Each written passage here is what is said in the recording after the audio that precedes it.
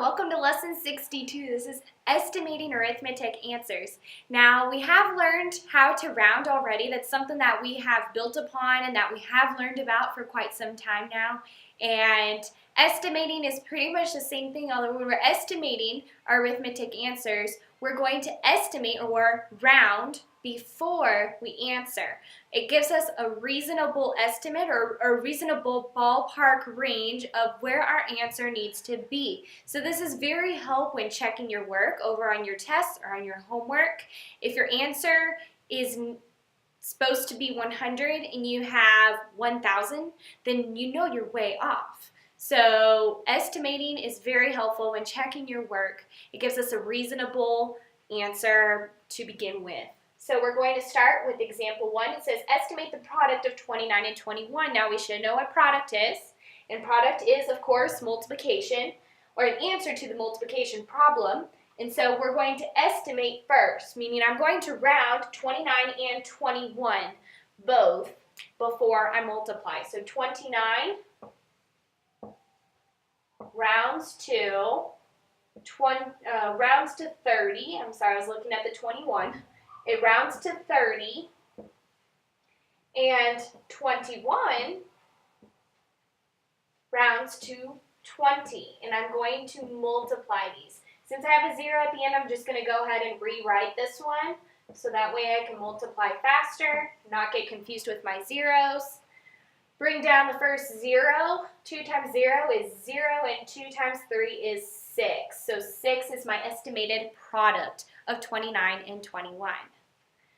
Now, if I were to actually do the problem, just to see how my answers compare and how it gives me a reasonable estimate, I would do 29 times 21. 1 times 9 is 9. 1 times 2 is 2. Then I'm multiplying by my tens place, so I have my 0 place marker. 2 times 9 is 18. And 2 times 2 is 4, plus 1 is 5.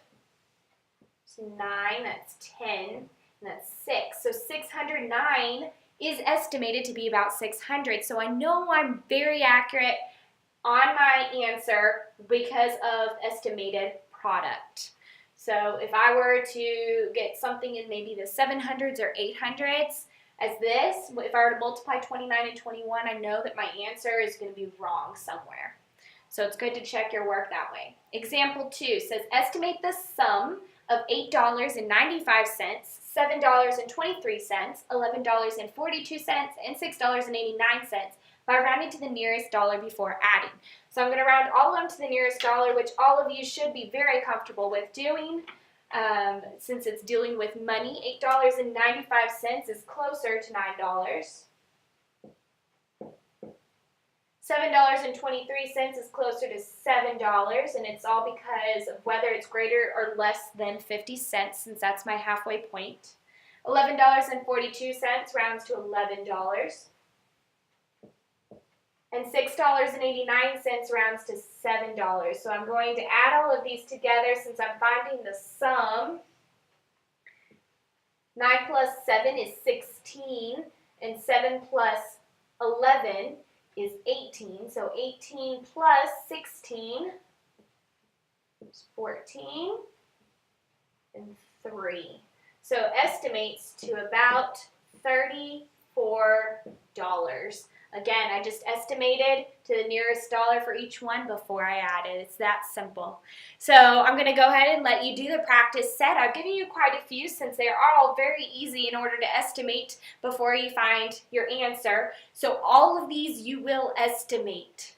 So D, 38 times 19, estimate before solving it. E, 91 minus 28, estimate both numbers before solving.